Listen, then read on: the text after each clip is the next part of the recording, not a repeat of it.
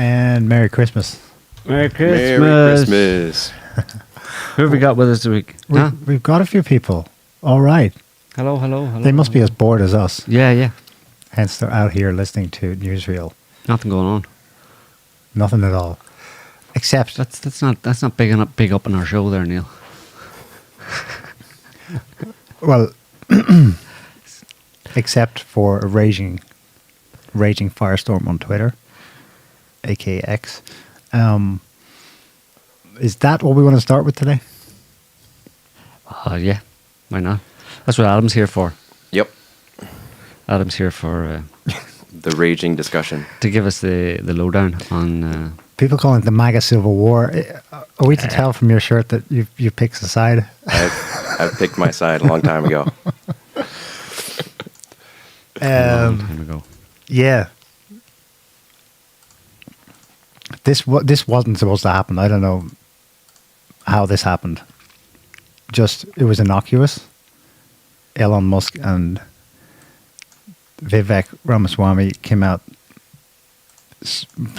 initially just innocuously in favor of arguing for improving inward migration to the United States to attract the top 0.01% of talent from around the world, quote, geniuses. The first thing that hit me, I mean, I look at it from a different perspective to Americans, of course.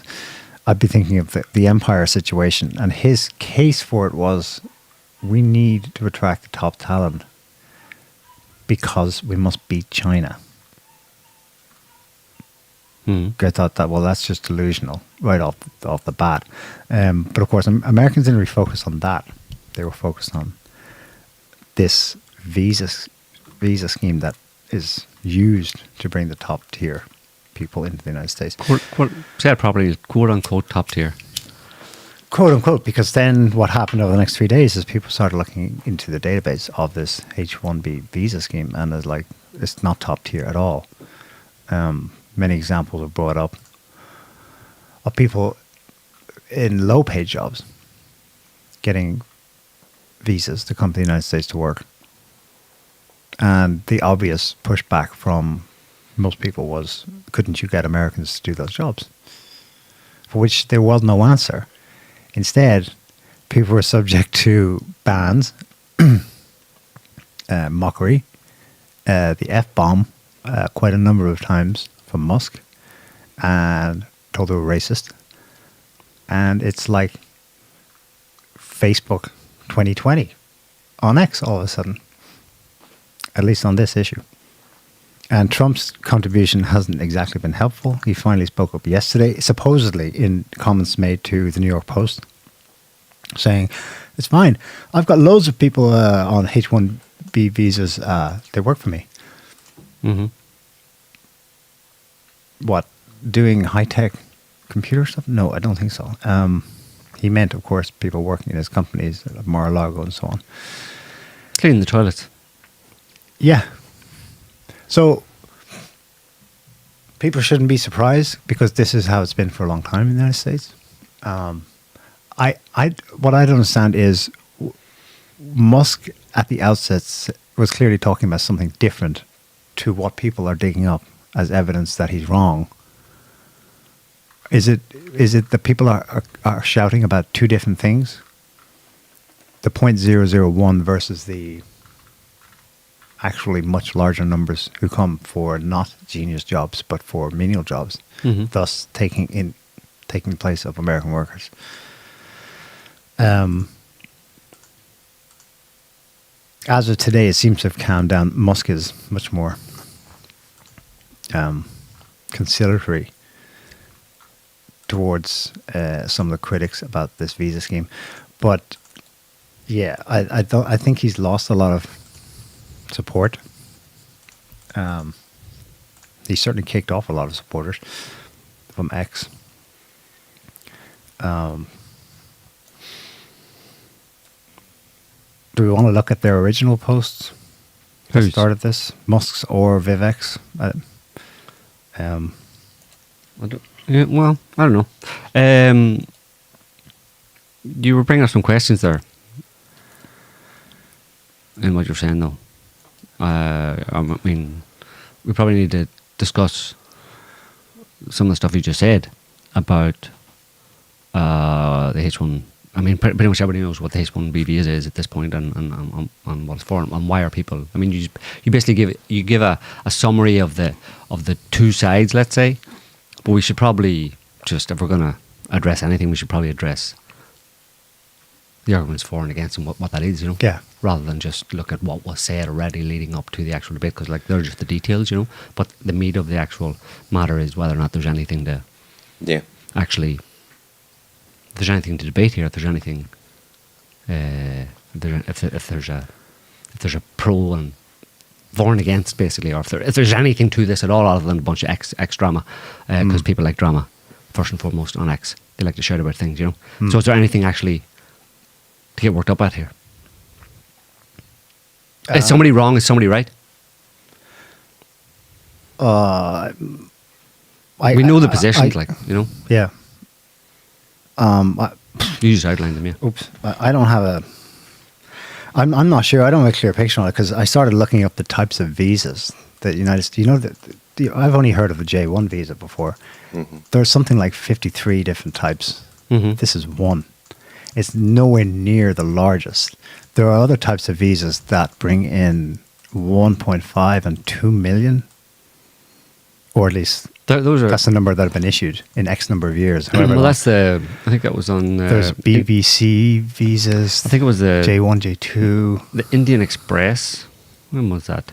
That was a couple of days ago. Yeah, saying more than 2 million Indians travelled to America in the last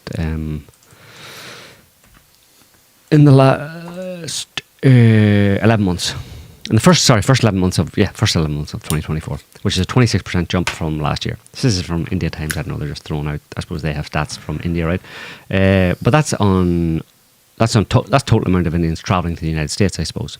Which is, I mean, there's a lot of Indians going for their holidays, right? They're going for 4th of July. They're not going for 4th of July. They're going for their summer holidays. They're going for their winter holidays. They're going to Florida. They're going to California. Well, that's the thing about coming into the United States. Coming into the United States, you have to have a visa.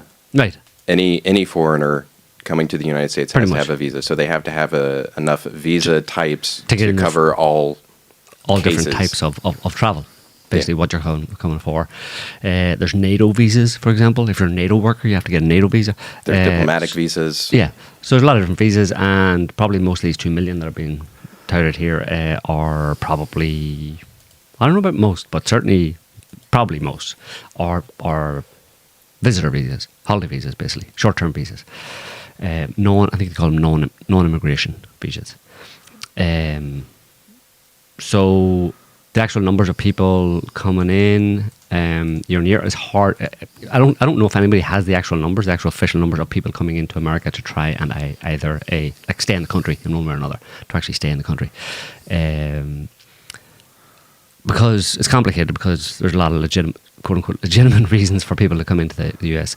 A lot of students come to the US to study, to get accepted into, or well, they get accepted / and also pay, obviously, for most of them for studying in third level education, basically, in universities.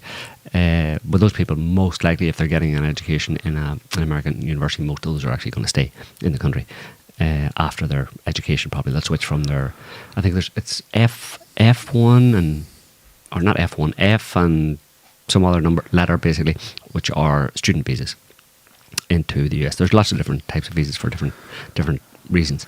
Well, that same article said more Indian students than ever before now have US student visas. Yeah. In 2024, India became the top sender of international students for the first time since 2009 academic year, with more than 331,000 students overall studying in the US. Yeah. In total. Yeah, and that's over multiple years, so it's hard to figure out how many are coming in on any given year, because they're shifting off. But the bottom line is, when you look at the whole situation, obviously there's a lot of Indians. I mean, there's stats showing that for these H1B visas, which are actual for work visas, to be able to work, that India is by far the biggest applicant for those kind of visas. Indian nationals are by far the biggest applicants. Second way down the list is China, although still considerable. number of people, and then after that, there's a bunch of other countries, Canada and other European countries, but like they're minuscule compared to India and China. So it's really weird. Yeah. I think probably part of this is something that it's kind of funny because it pops up, and it pops up because people are paying attention now, right? And they're excited about a Trump presidency, and he's going to make America great again, and he's going to do a lot of. He's going to solve the immigration crisis, as he calls it, at the border. Which border? I don't know. Does that include all the airports, or is it just the southern border? Who knows? But this is Trump on those H-1B visas. Probably this was during the debate for 2016. Was it? Looks like it. He looks younger in this one. Anyway, here's what he says about those particular visas, H-1Bs. The H-1B very well, and it's something that I frankly use, and I shouldn't be allowed to use. We shouldn't have it. Very, very bad for workers. And second of all, I think it's very important to say, well, I'm a businessman, and I have to do what I have to do, and it's sitting there waiting for you, but it's very bad. It's very bad for business in terms of, it's very bad for our workers, and it's unfair for our workers, and we should end it. There you go. So this is, you've got the large percentage of the voting population in America that voted for Trump, and he campaigned primarily on a anti-immigration, sorting out America. I mean, you have to understand who voted for Trump. The majority of the people who voted for Trump are America firsters, right?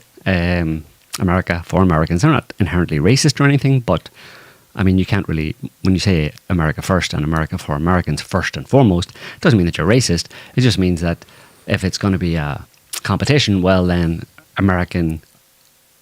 Native Americans, i.e. not the real Native Americans, the other Native Americans, the ones who came after the Native Americans, who are now the new Native Americans, i.e. the ones who have been born there, they should come first. Yeah. I know that's shocking.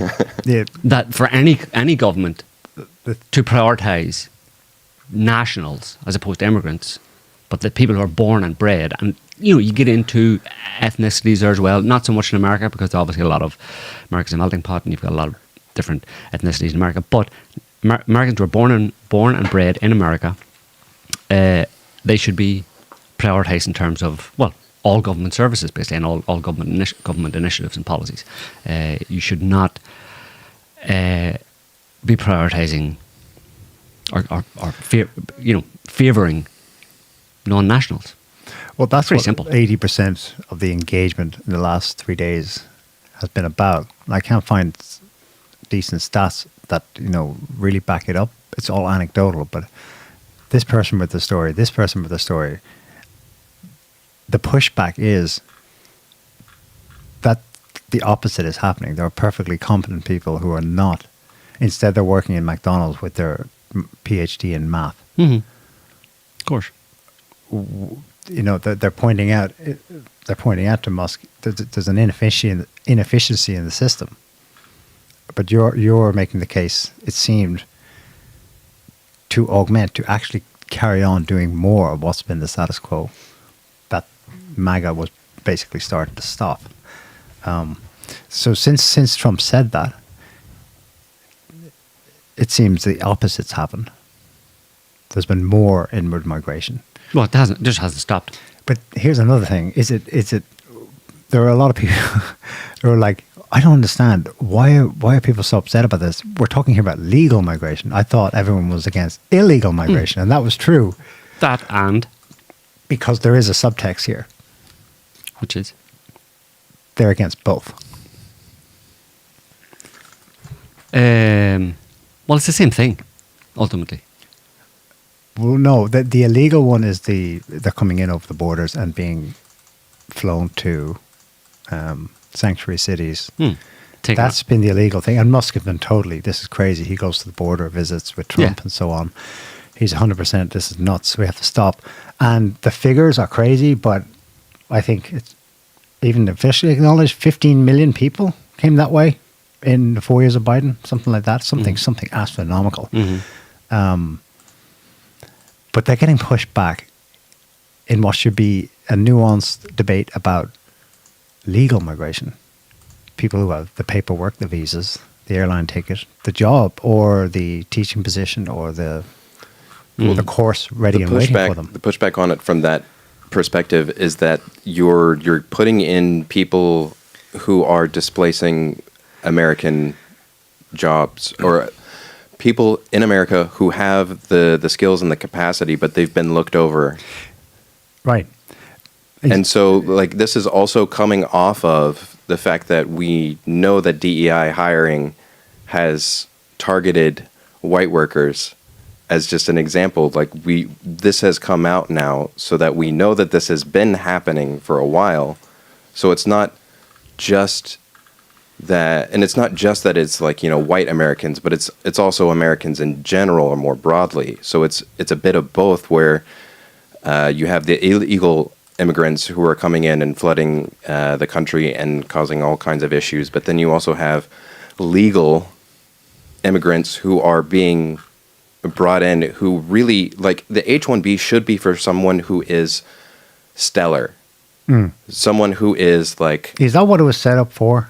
That was my understanding of its original inception, was like, if we want to bring in the best and the brightest, we need to have an avenue for bringing in the best and the brightest.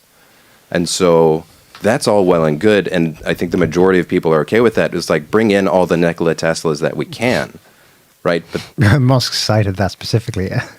But there's a difference between a Nikola Tesla who's going to totally reshape what you think and know about, like, electricity, and someone who's barely competent in writing, like, software code that Americans would be able to do.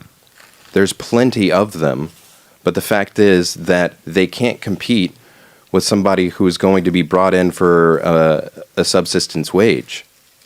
Mm-hmm.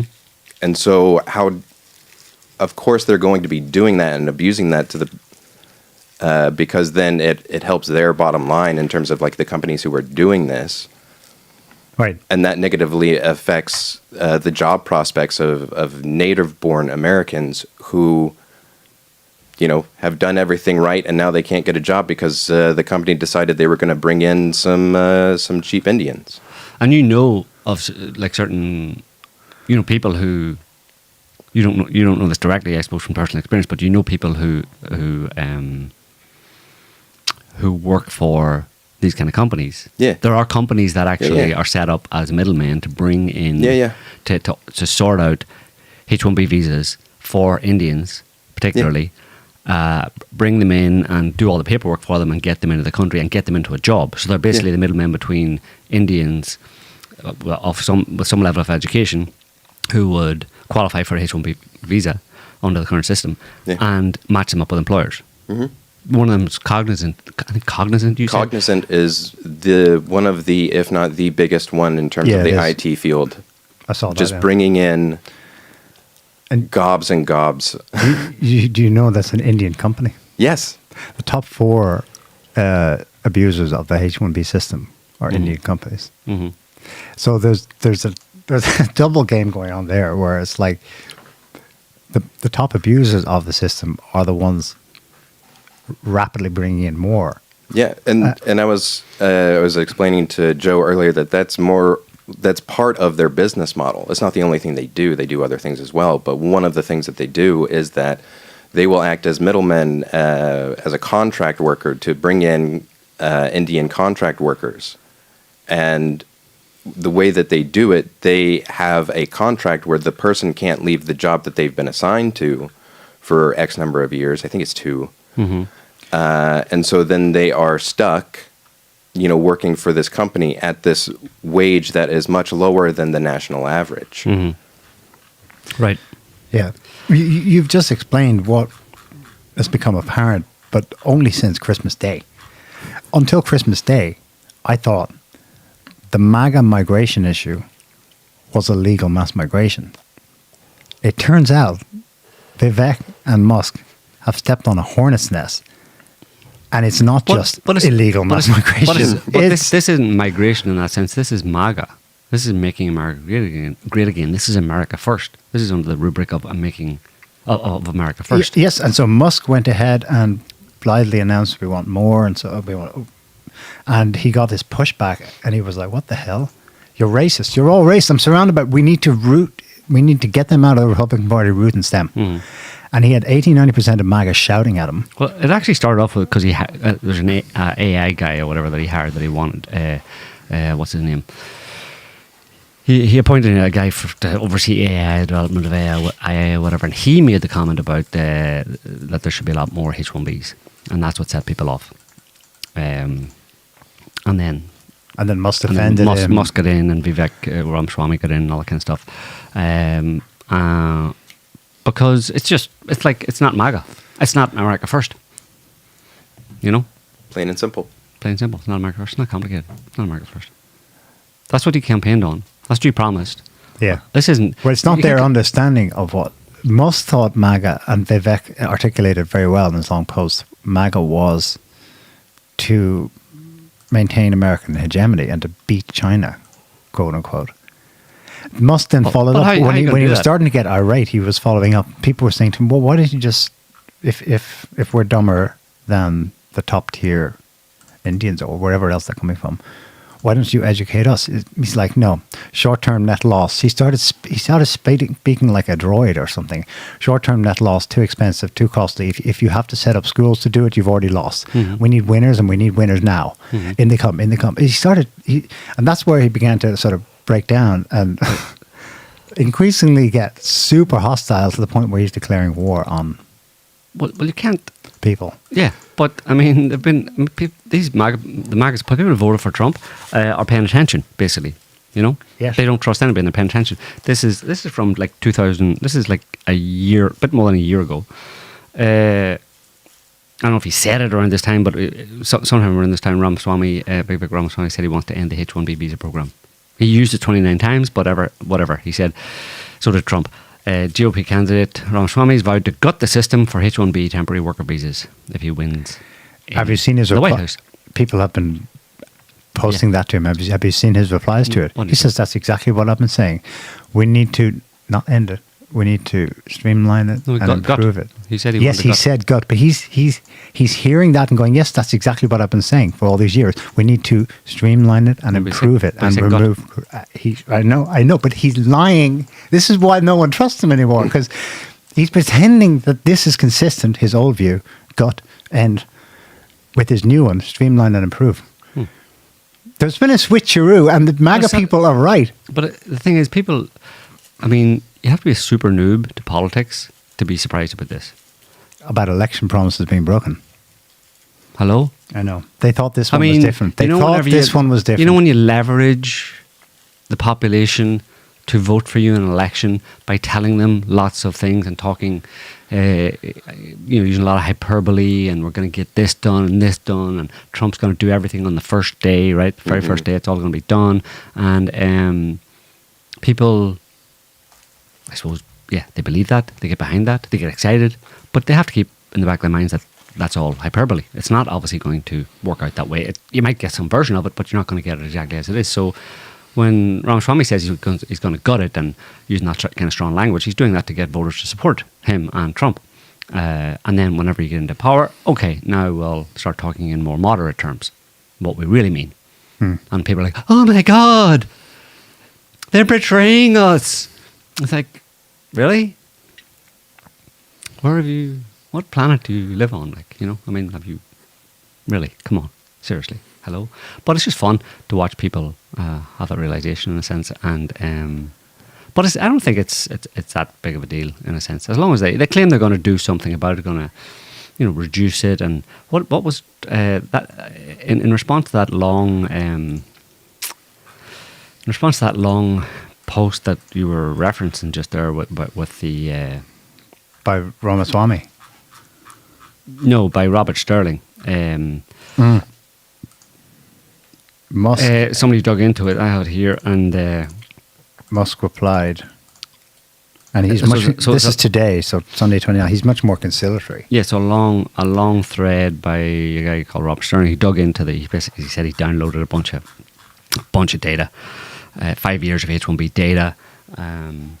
If you just scroll up there, Scott, you can just people see, like, keep going up, you can see all the way up there, you can see all the data that this guy has basically on H-1B visas and the numbers, all the different numbers and how much they're paid and the different job types, and the different companies, like we're saying, Cognizant and Infosys and Wipro and HCL Tech and all those kind of companies that are basically middlemen to bring these people into the country on these visas. But if you go back down to Musk's thing, then Musk's response to all that says easily fixed by raising the minimum salary significantly and adding a yearly cost for maintaining the H-1B, making it materially more expensive to hire from overseas than domestically. I've been very clear that the program is broken, needs immediate reform. There you go. Compared to what he was saying yesterday, how he'd go to war. I'm going to die on this hill. He's going to die on this hill. He's going to go to war with people and stuff. He was using a reference from a movie, so he maybe tongue in cheek in that respect. But this is more reasonable, and why couldn't he say that on the first day? Yeah, well, just because something very interesting happened in the middle of this. There were a bunch of accounts deleted who had not said anything specifically. They hadn't weighed in at all on this. Groypers. Yeah. And he said in the middle of this, I'm going to root out the Republican Party needs the racist to be removed, root and stem. And the Groypers, their main shtick is Israel lobby. What they see as Jewish supremacy ruling the world. Well, they've taken the biggest hit. Those accounts, classic gripes and stuff like that, the accounts like that, they're gone. Mm-hmm. Or the reach is gone. I found one case, this is unrelated, so put that aside for a second. That just, it smacked of using a crisis to put away something that has been annoying you for a long time. Let's say since he let them loose on Twitter when he took over. Mm-hmm. So let's put it aside for a second. The other thing though is that on day one and since, some of the best replies to Musk before he went apeshit and was still actually debating with people, and the best in terms of very concise and coherent responses, and the best in terms of popularity, likes and retweets. There's one that I took a screenshot of and put next to, I think yesterday, what was the current status of it. And you can see that from one day to the next, his likes and retweets were more than halved. Mm-hmm. This was someone who was replying directly to him. So it's dirty. That's super dirty, because that's like, it spawned a ton of memes about, Musk being the monarch who will brook no insult and offense, and will punish those who offend him. The problem is, this is behind all this is a lack of awareness amongst Americans and MAGA Trump supporters about the nature of the country they live in and why America is the greatest country on the planet and the most wealthy country on the planet, and has been for quite a long time. It's basically empire, Empire comes with costs, It comes with social, cultural costs for the heart of empire, people back home. America has been sending money, lots of money to, as we know, this is one of Trump's issues that he's campaigned on, is America sending loads of money all around the world, and has been doing it for many decades, 80 years, let's say, since the end of the Second World War. They've been financing all sorts of different projects in different countries to the tune of billions and billions and billions of dollars for a very long time as part of their imperial outreach program. I don't think there's a department, a government department or a project. There should be a department called the Department of Imperial Outreach. It's too honest. But then that would be pretty much the entire government. The Department of That would be War. all of it, right? Yeah. The Department of Defense used to be war. You could just change the State Department to the Department of Imperial Outreach. But that's how they created the empire, and by funneling money into countries and capturing countries economically in that way. India, stands kind of front and center in that one. Not the only one, obviously, but something like $65 billion in economic aid over the past, probably about $1 billion a year on average over the past 70 years to India, but more in recent years. And part of that was into, developing part of it went to develop. A large part of it, I suppose, went to developing Indian education programs in India. Yeah, but why? Because there's a benevolent aspect to empire, in that sense, I mean, ultimately you lose your own sovereignty to one extent or another, but there's a benevolent part to empire. Like the Americans weren't so stupid to think. Like, I mean, they haven't, despite what people think, America hasn't created an empire or hasn't become an empire through just bludgeoning every country around the world. It bludgeoned quite a few countries and did quite a lot of coups in different places, but the world's a big place, and a big part of their empire building was financial aid by taking countries at particular times when they were, economically depressed. Let's say America comes in and injects a bunch of money into it, and obviously that country is grateful, and then allows American interests and investments in that country, and in that way, it's captured for American interest. American businesses, they open up their markets to one extent or another for the Americans, and then that gives you political influence and all sorts of other influence, right? That's how you benevolently build an empire, right?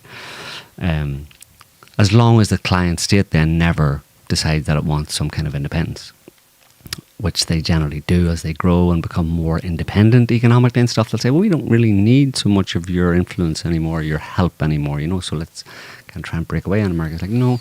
And that's when you get couped or you get bombed or whatever. But definitely, they've invested a lot in India over the years, and it's natural. I mean, America's just in its position as the wealthiest country in the world. It's going to attract a lot of people from poorer countries to go there to increase their standard of living, all that kind of stuff. And based on America's economic model, like many European countries, economic model is, migration, bring in more people. That stimulates the economy. But that's still... The economy stagnates when you don't have workers to fill jobs. So you can't actually create a new business. You can't build business. You can't... and the government's willing to pump money into that. America has a lot of money, funny money, to pump into government aid for businesses. But you need the people to work in them, So, yeah, India... It's not surprising. It is a bit weird, though, like that, in a certain sense, that India is so massively massively overrepresented in terms of... the number of people that they're bringing in. Yeah, the number of people that come, It might be to do with the China thing. Develop bilateral ties with India. Keep India on board vis-a-vis One Belt, One Road and multipolarity. Keep them good. But Vivek, I mean, he is obviously Indian extraction himself, and then he said it in his post to beat China. Yeah. He said politically what Elon Musk was only... Musk made the capitalist argument. Well, no, I mean, it's short-term net loss. I mean, you want to win, don't you? It comes down to you want to lose or you want to win. That's the capitalist speaking. Well, if you're going to beat China, you're going to beat China at its own game, and China's game is to have large numbers of workers who are willing to work for relatively low wages. How many people do you need? Well, that's what they're trying to figure out, right? H1B visas, it depends. But you gotta increase your productivity, your domestic productivity, and you need people to increase your domestic productivity. So, okay, will this number do? Glenn Beck suggested this a few years ago. After reading a book by Matthew Iglesias by the same title. 1 billion people in the whole country. You want to compete with China, right? Yeah. You want to be number one, you have to be number one in every area. You want 1 billion? Because I wouldn't hold him to it now, because I think the date of that Breitbart article is 2020. He had recently interviewed the author of a book, 1 Billion People, by Matthew Iglesias. Maybe he's since climbed down from it, but he was convinced by this guy that, the future is there's us in China, and it's a numbers game. It's to do with data, not so much workers. The workers thing is bothering me, because even the Chinese worry about automation and the lack of work available for their own people. Mm-hmm. This is what I don't get. Has this not come into effect yet? Is there not downward pressure on workers of any kind, given automation? I thought we were all on the cusp of, or close to, and that was the whole thing we talked about during the lockdowns, that they were trialing essentially, what's that monetary scheme where you just give people cash? The universal basic The income. universal basic income, of which Musk has certainly been talking about the last several years as well, because there just isn't enough work for people anymore. And yet, that's why I wonder even if the H-1B thing is just another gimmick. We need these people to fill jobs. Meanwhile, there's people in America going, hello, I'm trained up the wazoo, but I'm working here selling bagels. Yeah. Oh, you're overlooked for DEI reasons. Okay, yeah, I can get that. And that's probably going to end with Trump. But, Well, if you want to is automation not making all of them redundant as workers? No, So why do we need that's another obviously- billion? But that's not the case, like, obviously. I mean, it's a slow process. You're not going to automate everything, you know. So you do, because there's a service industry and all that kind of stuff. America's got a big service industry. That's the thing. You're not going to programmers. I don't know, AI is going to program for you maybe at some point in the future, but right now it's not happening. That's not happening. There's still people being, lots of people being employed as programmers, and techie type jobs of all descriptions. Manufacturing is maybe more and more so automated because of robots and all that kind of stuff to build cars and that kind of stuff. But when it comes to like typing on a computer stuff, maybe you can, I don't know, maybe Scotty knows if you could actually have AI to if you could have AI replace all programmers in the world, maybe you could. Can you? Not right now. Not right No. now, yeah. Well, it was a similar thing that they were saying during the Industrial Revolution, no? That, like, we're going to get rid of the horse and carriage, and then all of those people are going to be out of a job, and, Right. and then all of these machines are going to be replacing people, and so what are they all going to do? And, well, I mean, we still got jobs, so... Right, it didn't work out that way, yeah. Well, the interesting thing is that what's the main difference between Russia and China? Or it's not Russia and China, America and China? Population size. Right. So if you want to beat China, and Vivek Ramaswamy is talking about, and Putin, they're all about China. We got to keep China down. We got to compete with China. Well, China's advantage obviously is that it's got probably about 3 times the population of America. That's the main. Officially 4, but I think it's probably closer to 3. I suspect 3. the US It's about population 1.5 stats billion. are vastly Maybe it's understated. probably closer to 4. Yeah, about 3.5. But obviously, China's rise is a function of its population, the people power to actually produce things in the country and sell it to the entire world. Right? You wouldn't be able to do that without it. China wouldn't be the country it is today. And the natural resources. It's a perfect combination of both. What is China. Well, it doesn't. Natural resources it has to import quite a lot. Like, it's got some, but not all that it needs. Right? Well, no, yeah, definitely not all, but I mean, no country has everything in that sense that it needs. Well, yeah, exactly. Not America. America has quite a lot. But America, if you just look at it, like America, the landmass of America and China is pretty much equal. They're pretty much the same size. But America has 3.5 to 4 times less population. So if America wants to compete with China, then it has to increase its population. So yeah, maybe, and China's got like at least about 1.5 billion, a bit more, 1.5 billion people right now on the same landmass as America. So America is very underpopulated comparatively to China. And if you want to compete with them, then you've got lots of room there for a lot more people. So what's the problem? Bring the immigrants in. There's loads of room. There's millions and millions of square miles in Montana and the North Central Plains, all that kind of stuff. You could just fill those up with like Indians, no? And that's the other thing. It's a perfect trifecta. It's a perfect kind of like, you got the three countries. You got India, very productive. China, very productive. 1.5 billion people. A lot of people working for that economy and producing. And look what they're doing. They're producing pretty much everything. Everything in this room is made in China, basically, including Neil.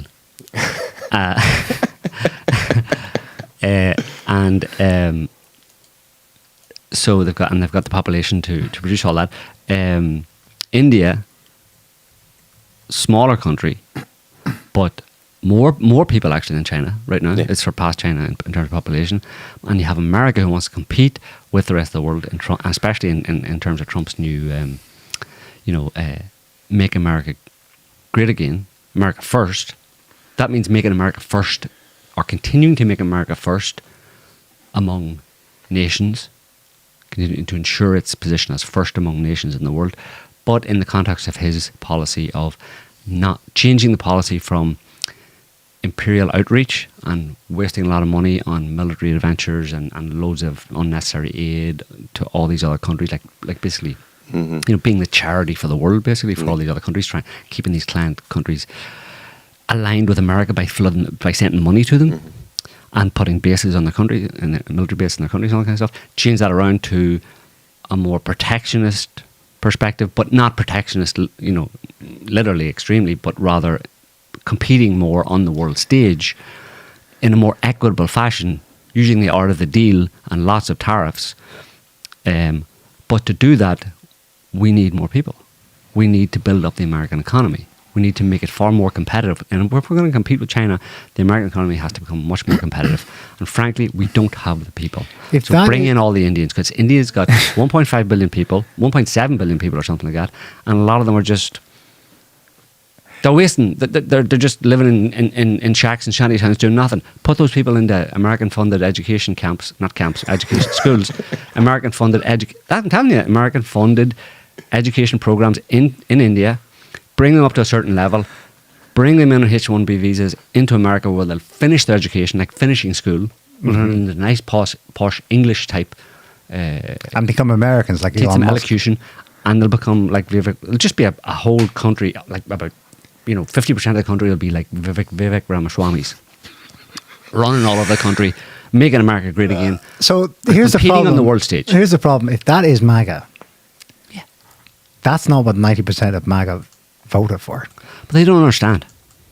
They're poor fine people who don't understand. So Musk was right. They're ignorant and they don't know what they're talking about. And Vivek and all the others who shouted down at them, they're lazy and they don't understand. Okay, if that's the case, okay, you're going with that.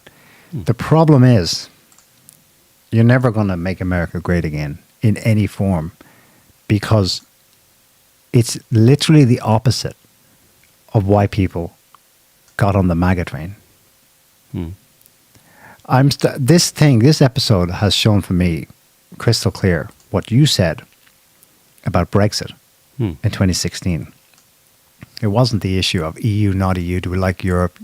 Do we give too much money to Europe? Do we get enough of a rebate? Oh, I'm not sure about the complexity of the issues. Oh, and what about the NHS? Bullshit. What happened was, in the run-up to Brexit, the UK Independence Party was getting support, as you explained. Its support was pulled out from under it by offering a Brexit referendum. Okay. Then, in the middle of the actual campaigning, yes or no for the referendum, the migration crisis began. And all Nigel Farage had to do was stand in front of a large poster with that one of those photos taken from a still from a drone showing a huge snake of people working their way through Central Europe, and point at it and say, you want that? And he got Brexit. On top of that, all the terrorist attacks by ISIS were going on at the same time. Some in the UK, mostly in continental Europe. And they're like, do you want that? Or do you want... And they voted. That you made the case that Brexit was essentially a single issue vote. I think it's the same for MAGA. Trump clinched it in 2016, even 2015 when he was still a nominee for the RNC. When he went, we're building a wall. That's when the firestorm spread across the United States. And Ann Coulter noted that. She said this is a single issue vote for Trump. It's migration. Legal, illegal, whatever. Our country is transforming. We don't want it this way. We don't want to be India. Yeah. Is it racist? Is it racialist? Is it nativist? Whatever. I think that's the underlying thing going on here. Yeah. So as far as they're concerned, and they're being told, well, you don't understand. It would break the economy. It would be really, we'd have to take a hit. I think Americans are like, we don't care. we'll take it. Give us austerity. Well, there's the joke that's gone around for a while where it's like, go on Google Maps and go to literally anywhere in India and do a scan, just like, do the 360-degree view. And at every single point, there's going to be a pile of trash.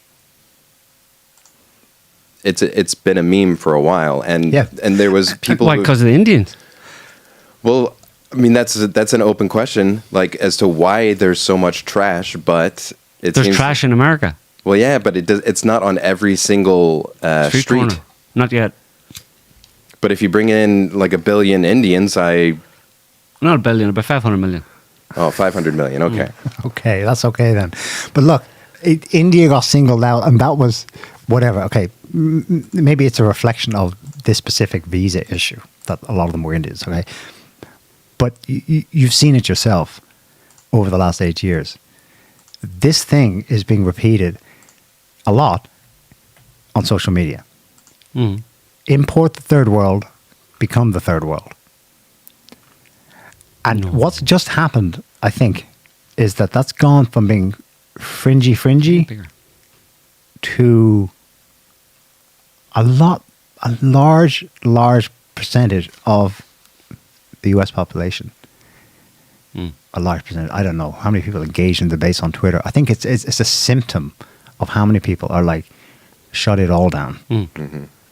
I just want to say India is actually about 25% bigger than both China and America in terms of landmass, but I think the problem is development of the infrastructure. A lot of the country is not developed industrially, and And how is it ever supposed to be if it's hemorrhaging brain talent?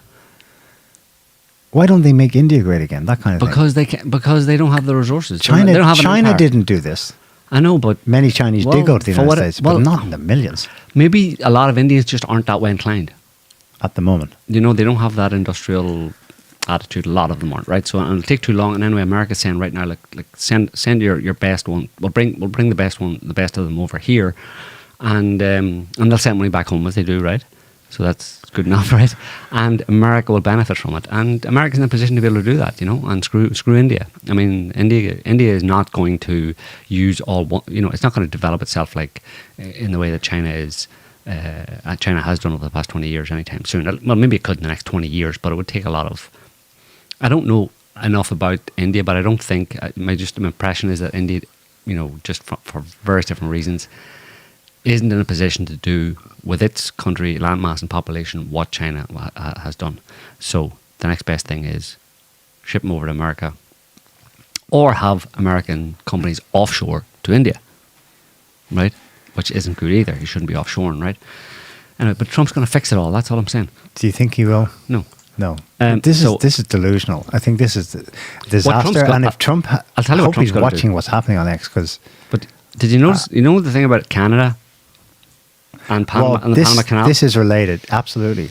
This was before this. People think he's just but it's all part of it. It's a part of it. Part of it. Like people think he's just being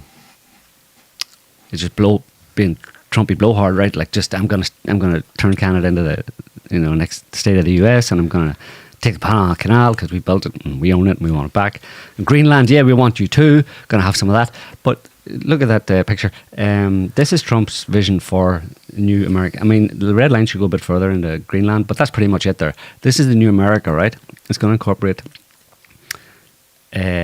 Mexico, Central America, down to the Panama Canal, across and up, and it's going to take in all of Greenland, because Greenland has a lot of resources in it, a lot of natural resources. That's very important. Also from a defense point of view, they've got Americans have a couple of air bases, have had for a long time. Thule Air Base. There are nukes there, aren't there? Probably. But it's very important for defence, and it's also for the Arctic, right? Because global warming is going to cause the Arctic to become more navigable and all that kind of stuff. And so it's important to keep Russia out. But that's the New America, and they're going to exploit all the resources available and all the populations available, which means immigration from the south as well, just not the bad, illegal, shooty, stabby immigration, the good, worky immigration, right? We'll just send them back down past the southern border again. Since we moved the southern border farther south, we'll just push the immigrants farther south. No. The ones that we don't want. The stabby ones. Yes. No, well, it's not. I mean, he's not going to take over Mexico and Central America, but, the people in those countries are also going to be used as human capital for, I mean, a lot of them are already. There's an awful lot of Central Americans working in America. Legally and illegally, right? So that's another resource, but also you need more than that. You need the Indians, There's a caste. The caste system in India? Well, that's genetic, and there's a certain genetic endowment that comes with that, which means that, the top tier in that caste system are intellectually more more proficient, and you can bring them over. I thought you were going to say that this is the opposite to the India program. No. The India program smacks of American capitalism, the entire world's a labor source, to hell with the American worker, because that's been the status quo for at least 80 years. I thought you were going to say this, what Trump's hinting at here, is a much more protectionist. It is protectionist to one extent. There's protectionism, and then there's... But India isn't in that. No, but that's going to be the American resource area to exploit the resources of that area more efficiently, like within its backyard, let's say. But it doesn't mean that it's going to cut off the existing avenues it has to import worker bees from elsewhere. India, obviously, this is something that's been ongoing for quite a long time. Probably in your lifetime, that there's been a lot of Indians in American cities, in American settings. Yeah, no, there wasn't a whole lot when I was growing up, but there's a lot more now. But what do you call him? Apu. Apu's been on the frickin' Simpsons for how long? 25 years? Yeah. Do you know what I mean? Yeah, the 7-Eleven store owner. That's been going on for a very long time. Yeah, if you're not going to, well, basically, if we got rid of the Indians, the joke is who's going to run all of our gas stations? Right, exactly. And all the other stuff. But the point is that there obviously is a plan here to increase the population of America. There's not a plan to decrease it. It's bad. Like, isn't that something that Musk was talking about? That a real problem for him over the past few years he's talked about on occasion is depopulation, or not depopulation, but reduction in the population. The demographic collapse. Yeah. So, and he needs, obviously that's bad for him and other employers and their agenda to increase productivity, increase the number of companies, make America great again by making increase the tax base is to import more people. Yeah, and to make America diametrically opposed to what people got on board with MAGA for. Yeah, but you can't in the modern burgeoning multipolar world. You can't just sit back on your laurels and have a stagnant population and a stagnant level of productivity, and let Russia and China come in and outcompete you in that respect. Japan. What about it? Japan was the number one baby after the USA in the 1980s. And they reached a wall where they had to choose: open the floodgates and keep on competing baby, or close up and accept 25 years of stagnation. Mm-hmm. They chose the latter. Yeah. They took a hit. Yeah. And the country's still 98% Japanese. Yeah, exactly. But you have a choice. But they don't have an empire. They don't have a choice for empire. That's what MAGA is saying to them. Fuck your empire. They don't have an empire. We don't want your empire. We don't want it. Yeah, but they don't know. Do you know the Groyper specific thing, the people who follow Nick Fuentes, their specific thing is the empire is the great Satan. They agree with Iran. It's the evil empire. They agree with Russia. They want to end it because it's crushing them just as much as anyone else in the world.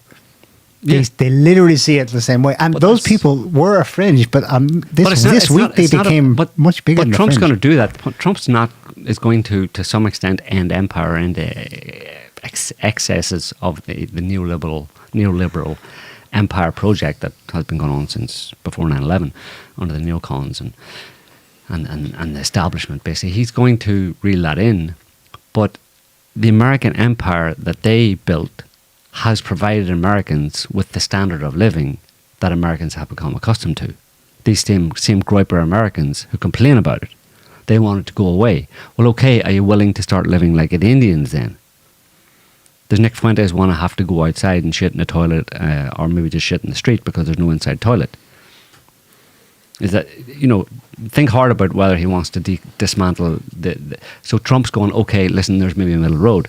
We don't have to do empire the same way that the liberals have done, because it's not good for all sorts of different reasons. But we have to maintain Americans' standard of living, and America is the most powerful, greatest nation on the earth. And how are we going to do that? Well, we have to. I mean, and Vivek Ramaswamy, we have to compete with China. How are you going to compete with China? You don't have the population to compete with China. Just take away American empire, and America falls down several notches on the global. Initially, for a couple of generations. Global power index, global productivity index. If America wants to maintain the level of prosperity and wealth that it has achieved through essentially ill-gotten gains via empire, then it's going to have to. If they're going to remove if they're going to do away with that imperial project in the form that it has been up until now, then they're going to have to do something else. And there's no ideal option there. I mean, you have to do something. You can't just sit back and go, okay, close the doors to America, shut it all down, kick out all the immigrants, and let's all just sit back here and enjoy the fruits of American awesomeness. I mean, Americans can't live on American awesomeness alone. They can say USA, USA, USA as many times as they want, but it's not going to continue to produce the standard of living that Americans have enjoyed. That doesn't come from just pride in America. The pride in America came afterwards, as a result of the standard of living successes in foreign adventures that were provided by empire building. So you stop foreign adventures and down you go. Yes. Okay. But is there a middle road? And that's what Trump's trying to figure out now, and that's why he's drawn a line around Greenland and Canada and the Panama Canal. We've got to strategize here in a brave new world. A brave new multipolar world where America is no longer going to dominate everybody anymore, but it still wants to dominate. It's going to have to compete aggressively in a more equitable kind of way, but obviously just to rule out every the man obvious, for himself type thing, or dog eat dog still. What? We're not talking about invading Greenland and no, Panama more control over it. Okay, so power of the purse, threats. Pumping more money into it, expanding bases, that kind of thing. Right. Okay. And Canada as well, making Canada more, stop funding Canada basically, and force Canada to pay its fair share. He wants everybody to pay their fair share. All the people that America have been subsidizing, all the countries that it has been subsidizing, he's like, we're not subsidizing you anymore, because we need the money to invest in America and in making America great again, along with our Indian friends who are going to be the workers. No. What say you, given these choices? Look, if Americans, I'm going to be crude here. If Americans want to continue to sit on the couch, sit on the sofa, binge watching Netflix while eating Twinkies, like that's just a reference to have Twinkies, right? That's your stuff, then they're going to have somebody else do the work to facilitate that kind of lifestyle. And it's the Indians who are going to do the work.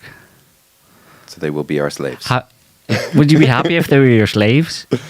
If they were our slaves, no. No. No. I don't want them.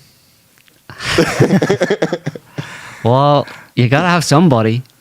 Where are you going to get the population from? You have to start a child production initiative in America. You're going to have to encourage Americans to have all American families. First of all, you have to stop Americans getting divorced at 50%.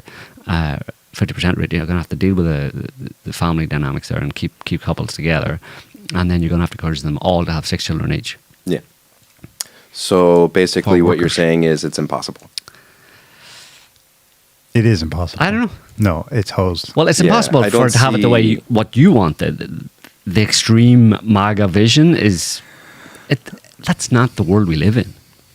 There's no country that is an island in that respect. You mentioned Japan. Yes, they've been able to do that, but they're a relatively small island off out in the off the coast of China, basically. You know what I mean? It's possible maybe in that country, but you notice that they're not maybe overpopulated, but they're super densely populated, like something like 120, 130 million people. And the population's old. But Yeah. they still don't say open the border. Well, Right. they are a little bit more Right. open to it now, Yeah. I think. But they, it's a lot of it's to do with demographics, the size of your country, and how many people are in the country. And if you want to compete, then you need to increase your population. And if you can't just increase your population by snapping your fingers, and if people are actually disinclined to have children in the way they had in the past, where people might have had a lot more children in the past, you had families staying together and you had more children. Today it's like, feminism and all that kind of stuff. I don't need no man, I'm going to get my job myself and stuff. I don't need kids. Screw that. Is all of that part of this long-term vision? I mean, has the whole DEI bullshit been Hasn't helped, softening people up for accepting Well, what the racists say is the browning of white people? Well, it fits with it, doesn't it? I mean, if you wanted to globalize the world basically and import a lot of foreigners, from very different cultures into places like America, well, then you need to have room for them.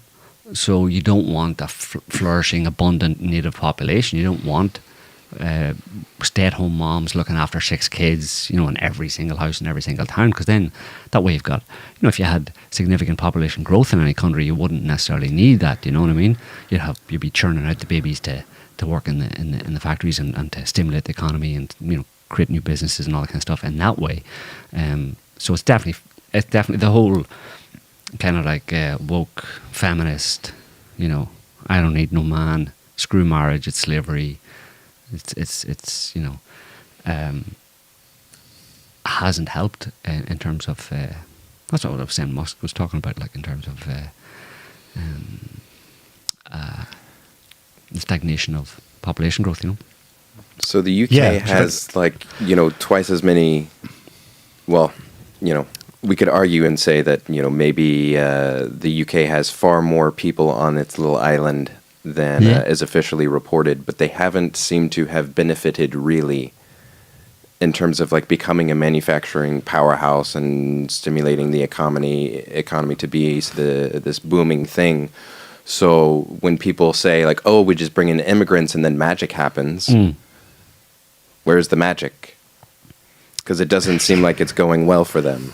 Well, you mean in terms of social cohesion and that kind of stuff? No, but economic indicators as well. The UK. I was specifically saying economically, but I mean, I don't think they're on the point of collapse or anything like that. They're better off than a lot of places in Europe. I mean, there's no country in Europe that's at the point where they're significantly worse off. Let's say, there's indicators that they're going in that direction, but there's other reasons of that as well. I mean, it's like actually America is to a large extent to blame for economic downturns in particularly in Germany, and obviously their attacks on Russia, Nord Stream pipelines, and all their sanctions on Russia and all that kind of stuff. They're not helping, but the UK seems as always has seemed to be has done pretty well, in terms of we know about the City of London and the banking cartel that's there and all that kind of stuff, and I mean they still share in the spoils. In the spoils of the American Empire, because they basically handed it over to America after the Second World War. But they, held on to a lot of their influence in different places around the world, particularly in Asia and in India. But because there's a demographic problem in a certain sense in the UK. I mean, Indians and Pakistanis. There's a lot of Indians and Pakistanis in the UK. Probably like 12-15% or something. But they've been there for a very long time. A lot of them are born and bred there, But no, it's massively increased. Someone broke down the stats for me. In recent years, With the recent immigration, that's what I'm talking about. That's different. You know what I mean? Like, they're an example. Up until, say, 10 or 20 years ago, 10 or 15 years ago, the UK was a good example of what it's like for a country that brings in a lot of foreign, Northwestern European nationals into the country via immigration. They did it because of their empire, basically. And there's a lot of Indian restaurants in the UK, a lot of Chinese restaurants in the UK, but a lot of Indian, Pakistan. And there's a lot of, but there's certain parts of UK cities that are almost predominantly Pakistani or Indian, you know. Either half of cities where basically you walk down the street or areas of cities you walk down the street and you won't see any white faces, you know. You'll be the only one. And it's not like and they've lived with that. They've become accustomed to that, you know. Like, becoming accustomed to it doesn't necessarily mean that you like it. And the other thing is that it doesn't have to necessarily be a racist issue. Like, it's not that I want my country to be full of white people. It's that who are the people that are coming in, and are they like part of what makes the country British, for example? Because, you know, talking to someone from the UK more recently who, you know, was telling me that, you don't want to go to a lot of these big cities anymore because it's not because there's like not a lot of white people, it's because there's so many seedy elements now. Yeah. And that I think that's got worse. That has been made worse over the immigration that has been happening over the past 10 years, basically, where it's really kind of spiked through, wars in the Middle East. Yeah. Hello, America. Hello, Israel. Wars in the Middle East and in other parts of Africa and stuff. But you can't only put it on that, because there is a concerted effort by certain groups and government, you know, shady government-linked groups who are actually facilitating immigration. That the vast majority, I think, of that immigration that we've seen over the past 10 or 15 years into the same as in the US into Europe it's been economic. It's been directly facilitated and deliberately facilitated by governments in order to bring people in to, quote unquote, boost the economy, and offset the issue of demographic collapse. Yeah. Okay. Do you think people are going to? They'll protest. They'll kick a bit.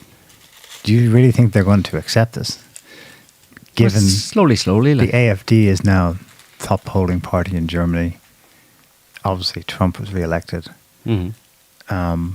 Reform in UK claims Farage's party is now the most popular as well. And in France, there were polls just done. They were published, and I saw them on Twitter today in France, that the kind of most popular or top-rated personalities in men and women in France, and number one and number two is Marine Le Pen and her protege, who's the leader of her party. In terms of support. Okay, that may not mean anything though, because it looks like Trump's either seen the light or been initiated into the reality of where these structural trends are going. And his job now is to placate the MAGA base as much as he can while not fundamentally changing the massive inward migration of labour. Well, I don't know if I mean, it's not something that's going to happen overnight. It's a slow process, and like you saw that response from Elon Musk there, where he said that the problem of the H-1B visas is easily fixed by raising the minimum salary significantly and adding yearly costs, so that it costs businesses, American companies, materially more. It's more expensive for them to get a hire in from overseas than it is domestically. So that way they'll only actually pay extra for people who are they really actually need. We're worth it. Yeah, and therefore it'll be economically, it'll be more interesting for them to look first for someone within America. But if that's followed through, but this is awesome. But yeah, so I mean, in America, I don't know. It gets complicated. There's an awful lot of people. Of Indians again and Chinese, but particularly Indians again, in American universities, and have been for a long time. I was looking at some stats there, and something like 70% in engineering and computer science, whatever. It's something like 70% of students enrolled in all American universities in those disciplines are Indian. 70% of people in computer sciences and engineering in American universities are Indian. So those people are.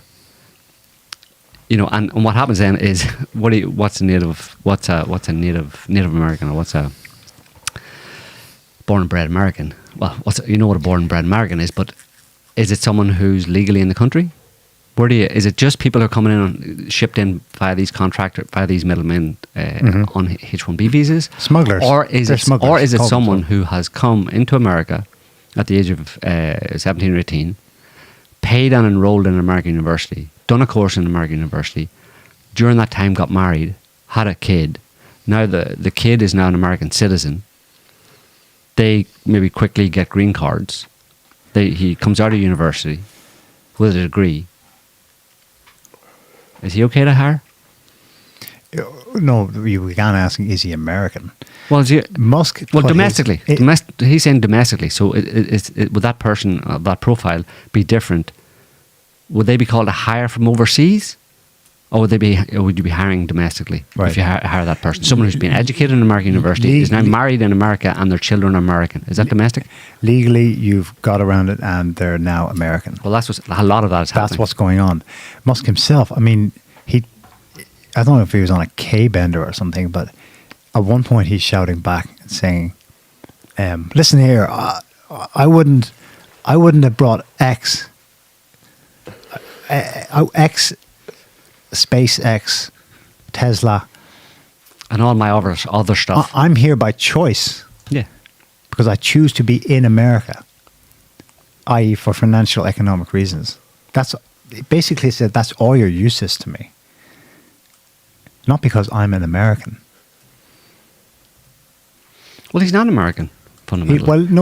He's a naturalized American, and everyone has But he has a assumed he's background. patriotic enough. But there's a big difference between Elon Musk and Vivek. Well, Vivek Ramaswamy was born in America, but there's a big difference between Elon Musk, having been born and grew up in South Africa and then came to America. There's a big difference between him and someone in Alabama who'd be wearing a T-shirt like that.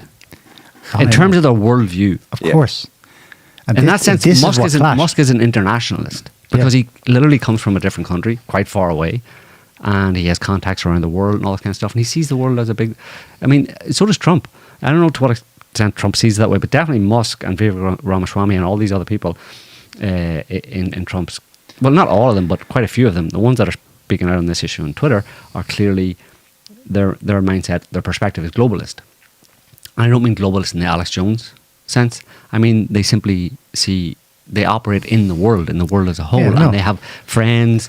They're and- no and different to contacts Soros then. from all around the world. So when they're in Soros America, is American, but he's actually stateless. right? So they would have more of the Soros mindset, although it depends on how what your intentions are ultimately. But like I said, it's very different from the average Trump supporter, like I said, who'd be wearing a T-shirt like that and have been born and bred in Alabama or Mississippi or South Carolina or Georgia or anywhere like that. They have a very different worldview. Those guys Yeah. are Americans, and all they know is America, and they've never been outside of America. They probably wouldn't even go to. They don't even think New York is part of America, let alone India. You know what I mean? How willing do you think they'll be to let this happen? Damn Yankees, you know what I'm saying? Yeah. The US has been, in a sense, you could argue the US has been hosed from the beginning because Yeah. 2016, the savior that comes along is a businessman. I'm going to run this country more like a business. Mm-hmm. Now, the voters knew what he meant. He's not literally going to turn it into a Trump corporation and, be ruthless and be an ultra-capitalist. He'll have the national interests in mind. Okay, that was the implicit contract they made with Trump by voting him in the first time. But what's happened here is the mask has been pulled back a bit on his number two, who the left media, like the legacy media, was just before Christmas baiting, trolling Musk as saying he's the real president, not Trump. And that's very interesting given what's just happened. You mentioned By contrast, China has had, arguably since Confucius, off and on, a principle of governance. People know them as the Mandarins. It's the Mandarin class. It's kind of a class system. What it is, in fact, in principle, is no man of commerce enters politics. Now, in reality, that happened quite a bit, especially in the early boom years of the 90s and 2000s. Xi got in and said, no, back to tradition. And he executed a whole shitload of them. I mean, they went They were arrested. They went through trials. Gross corruption, either of Communist Party members who were taking bribes or the bribees, the bribers, the ones giving the bribes in business. That's a maxim they've lived by.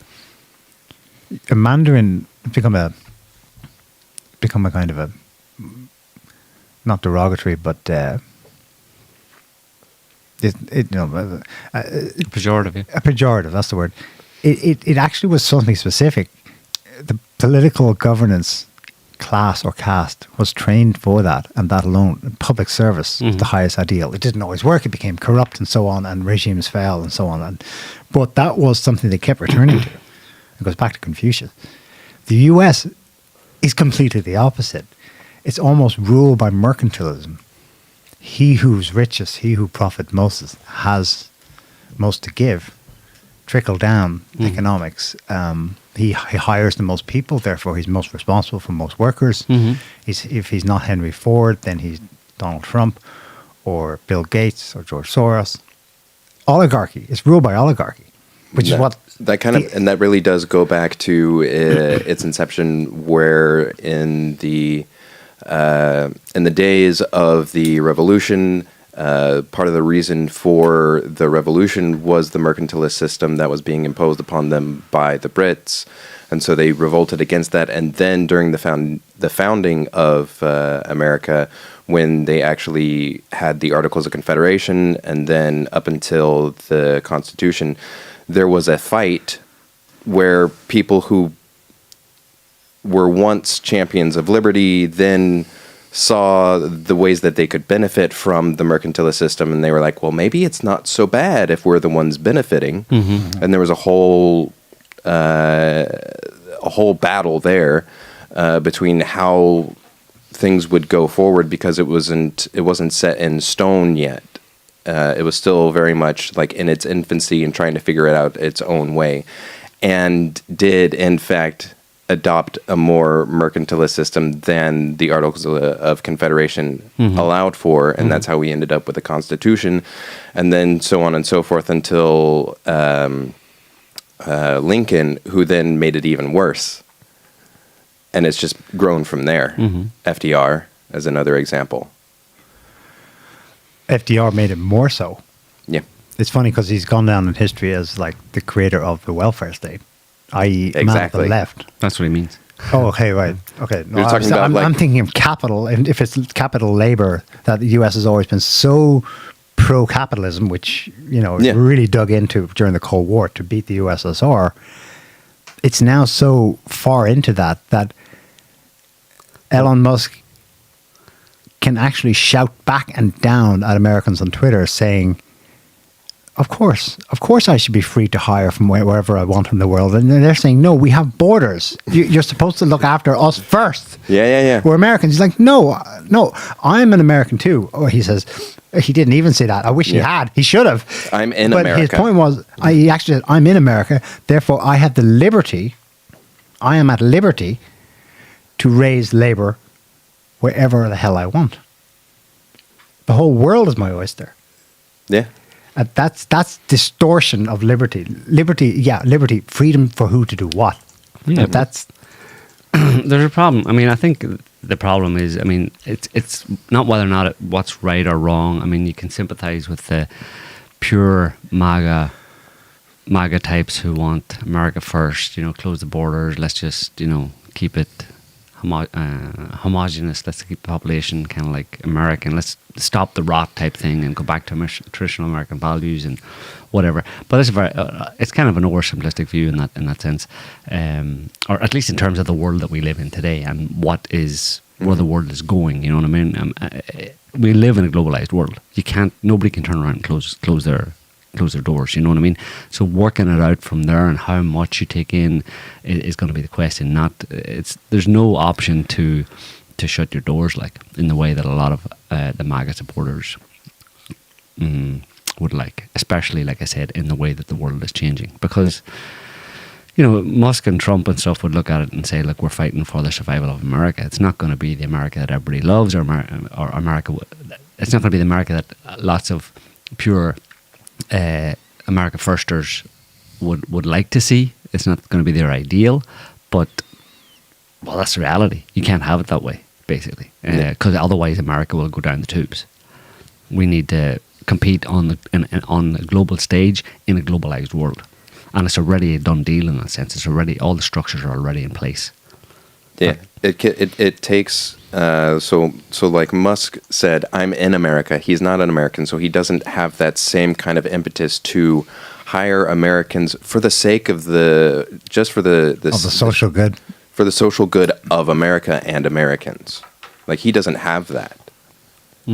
So he's just looking at his bottom line and looking at the facts on the ground in that sense and saying, like, well, it actually makes more financial sense for me to just, hire a couple of guys from wherever and bring them in and have them do all the work because it's cheaper for me. And it's like, well, I mean, I can't exactly fault him for that because it makes financial sense. And I can't argue with that because that's where the financial arrows point. Well, in China, they deal with that by not just smacking down their oligarchs and their entrepreneurs, but trying to figure out with them a way that's beneficial to them, to everyone. China doesn't have to do with that. China's got 1.5 billion people. Yes, but they create internal markets that are so competitive. They're so competitive. There's a complaint that in China at the moment that their drugs, their medicines are too cheap because the government helped companies become profitable and build at scale, and they've too much of the damn stuff. That's one of the... They're too successful. And you know where they're going. Like when there's one stat I looked at, 95% of the ibuprofen being swallowed by Americans comes from China. I mean, if people need to look at all those statistics and look at just how much America is not producing of stuff that Americans consume on an everyday basis, how much of it is not made in America, and realize therefore that if you want to keep having your ibuprofen and everything else, basically, you have to. I mean, you're going to have to get it from China, which means China has leverage over you, and China, has an advantage, economic and even, political, diplomatic advantage over you. Or you're going to have to start making it yourself, and push a lot of that stuff back out of China. But you can't do that because you can't compete at that level with China because you don't have enough people. I would be to create new businesses. I would be open to seeing to what extent that's true, because given how much America, like you were saying before, has given to other countries in terms of incentives towards building up their, like, that's the whole thing. That's part of why MAGA exists, is because people are seeing just how much money is being sent everywhere else. So why can't that be done? Well, you can't just take that money back there? Because then you have hyperinflation. That money has to go overseas to continue to create a demand for the American dollar, to keep the American dollar on the up. It has to go outside and overseas. I mean, there's so many dollars in circulation now. If they all came back home, if nobody wanted, or there was a significant drop off in demand for US dollars, all those dollars would have to come back home, and you have hyperinflation and the American economy would crash. The problem, like you were saying earlier on, it's a done deal. This was done a long time ago, and America set itself up as an empire, and it's dealing with the fallout of it right now. And in trying to appeal to the interests of the American people, they're having a problem. They're dealing with empire. They're dealing with the repercussions and the costs of empire, and the way that empire that they lied never existed, and let Americans keep believing they live in a country. People need, I think a lot of people just don't understand that. Understand the way America has, the structure on which it's built, the globalist structure on which it's built, and how you can't just easily extricate yourself from that, No. Like, I totally agree with the fact that America has put itself in this terrible position that is not tenable long term. It's not a long term scheme. It never was. Yeah. And no empire is. That's a problem, because how do you take something that's not feasible long term, and how do you Make it long term. make it long term? Well, you got to restructure in some radical way, which includes stealing Canada and stealing Greenland and taking back the Panama Canal and doing stuff like that. They've got all sorts of ideas. You mentioned AfD earlier on. AfD in Germany, the alternative for Deutschland. Musk he's bigging wrote. it up. He's bigging up AfD, and he wrote in Die Welt, which is the World, which is German broadsheet newspaper, and the what do you call it, the editor of that allowed him to write an editorial and published it in Die Welt, arguing for AfD and said AfD was the last glimmer of hope for Germany. And now she's resigned because of the backlash of allowing Trump to actually, or allowing Musk to say that. So she resigns over Elon Musk article, and the interesting details of it so she resigned after. It's a conservative German newspaper too, right? Supposedly conservative. So she handed in a resignation, and in his article, Musk said Germany's traditional parties had failed by delivering economic stagnation, social unrest, and erosion of national identity. He's no problem with eroding everyone else's, including Americans. In fact, that's it. But his attitude. This is giving some props to Musk, in that his attitude, his opinion, at least in general, seems to be consistent with traditional conservative values. Maintaining Germany the for nation Germans, state. Yeah. blah blah blah. America for Americans, but that has to be, informed or modified by the realities of the world you live in. And he doesn't think that by, like he said, streamlining H-1B visas and making sure that it's done properly, there's no problem with bringing in a lot more, bringing in people from India and elsewhere into America, the best of the best, the Einsteins, etc.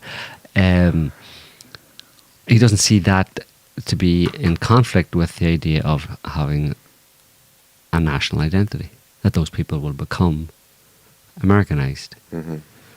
And of course, America has always been a melting pot, right? I mean, you can't say that American identity is based on the color of your skin, because I don't think anybody would claim that. No, the United African States- Americans are not American. They've been there longer than some whites. No, that's So what's the problem with a few, slightly shades lighter of brown coming in? because most of them aren't Christian and therefore, or coming culturally Christian. Let's take Dawkins as Right. very non-committal, The Hindus. pseudo-atheist position. They're coming from places that were not at all like. They're not Now- Judeo-Christian. In smaller numbers, it can happen that the Korean or Indian guy in the 7-Eleven, a generation later, his kids, in smaller numbers, they're surrounded mostly by Americans. They can become American. That's the way the US has been a melting pot. Mhm.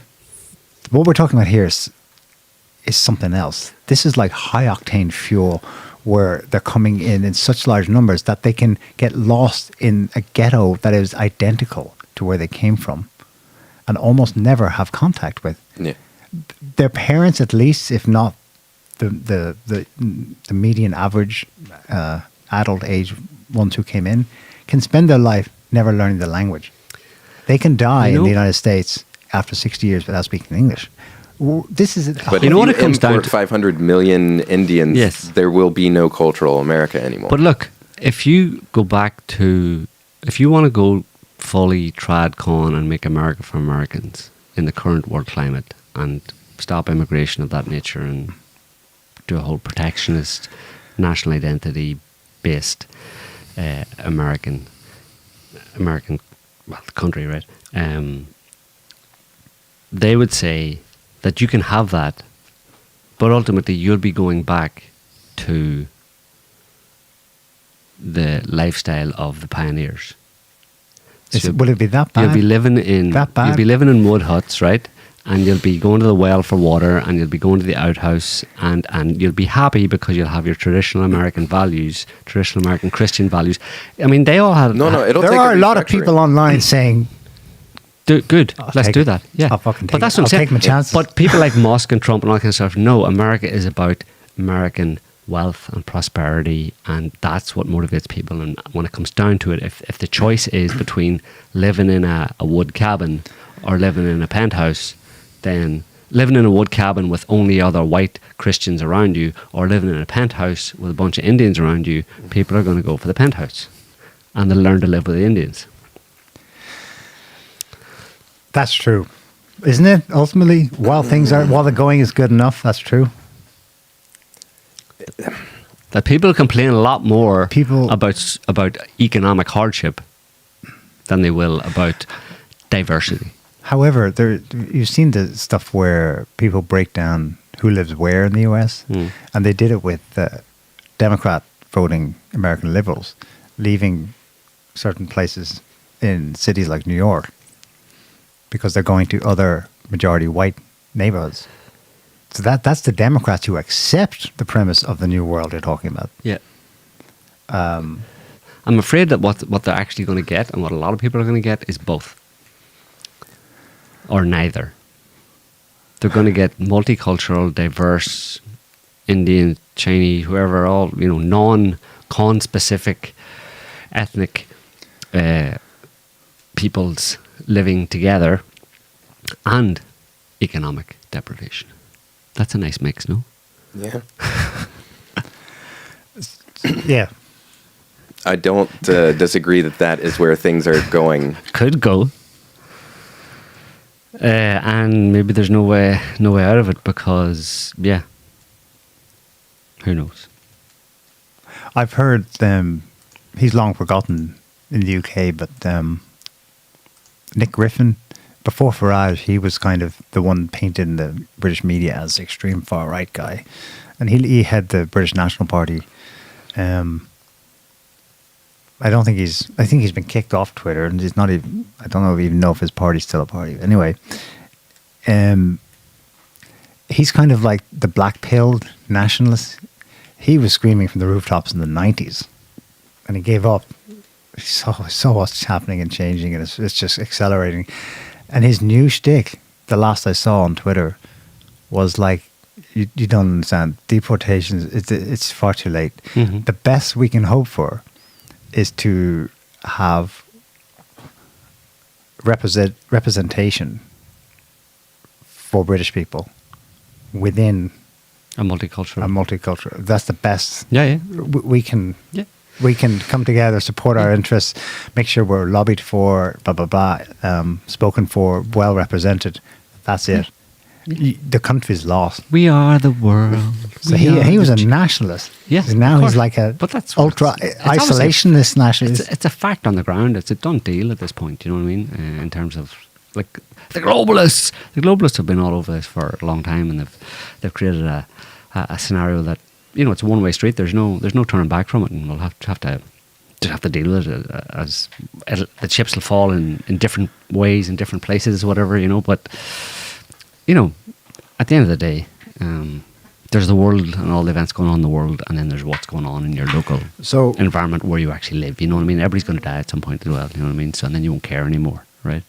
So there's no reason for anybody getting, except on Twitter, where you definitely should get all Worked up about everything. worked up and use a lot of hyperbole and shout about stuff and say, the sky is falling. You should definitely do that on Twitter because that's what Twitter's for. Would it be fair? But you shouldn't take it seriously because there's nothing you can do about it. Yeah. Well, how about this characterization of the heated debate on Twitter? It's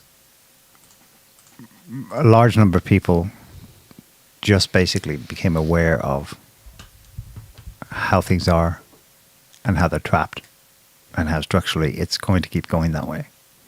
And they're shocked and they're disappointed, and the one out for them is to go ultra trad and big up the racialists who are saying, Jesus, yeah, it's a war against the white people. So other than that, they just have Hunker down. and try to live with the despondency of becoming aware that this is how it's been going for a long time. Mm-hmm. And it's unstoppable. Mm-hmm. And just watch it happen.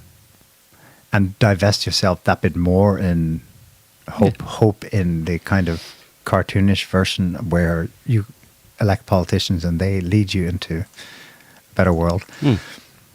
I mean, Trump stayed out of this until he didn't. Until he waited and said, "Oh, I've lots of H-1B visas working in my garden down in Mar-a-Lago. Mm-hmm. So, some of them I know personally." Yeah. Those people are, they're in it for Musk is a businessman. He came across as being totally out of touch. Trump with is that a comment. businessman. He wants to make the country wealthy. He wants the thing he dreams of every night is prosperity and wealth, and making more wealth, producing more productivity, more wealth, bringing everybody up, and everybody being wealthy and happy. And the racial thing, okay, we'll work with that, but we have to work with what we've got, and we'll work it out. But we're going to do what we can to make things, to take us away from where the neoliberal project was leading us, with the wokery and the empire building and stuff. We'll scale that back as much as we can. But there's a world, they're standing on the shoulders of, or they're standing on a structure that's already been well built. They're not about to go in and pull the sticks out and have it all collapse. They're going to avoid that at all. And Musk the same. Musk is nothing if he's not just a businessman, right? He's in it for producing things like buying things, and he wants free speech. He's got good values in that respect, but ultimately he's into producing things, right? Producing rocket ships, and he wants to go to Mars. That's his major focus, None of these people take that whole tradcon thing that seriously. They're not going to actually make that the central pillar of their agenda, because they know that they can't, because they're looking at it from a global perspective. And like I said, the big part of this is, they keep on talking about it, is Russia and China and a multipolar world and BRICS. Like Trump was freaking out, saying he's going to tariff everybody up the wazoo. Anybody who dares to try and divest from the dollar, they're going to get super tariffed. Yeah, 100%. 200% tariffs for you. 500 for you and 600 for you. So like they're seeing this world as like, holy shit, this world is changing, and we have to try and position ourselves in a way that, there's a brave new world. Like Xi and Putin had that little comment, there's changes afoot now that haven't happened in 100 years. Yeah. 100 years ago was 1924, 14. right? Pre-Second World War, and so the changes that they're referring to when they say 100 years is the American century, is everything that's happened since the Second World The War. carving up of the Middle East. The radical changes in the world, Yeah. and the development of the world. And yeah, exactly. And they're talking about that all changing, which is basically the world that everybody who's alive today has grown up in. And it's going to be radically changed. Is it going to survive that change? I don't know. But it's like a very delicate, it's like a game of what do you call it? Jenga. Yeah. But anyway, did you see, just wanted to mention two things.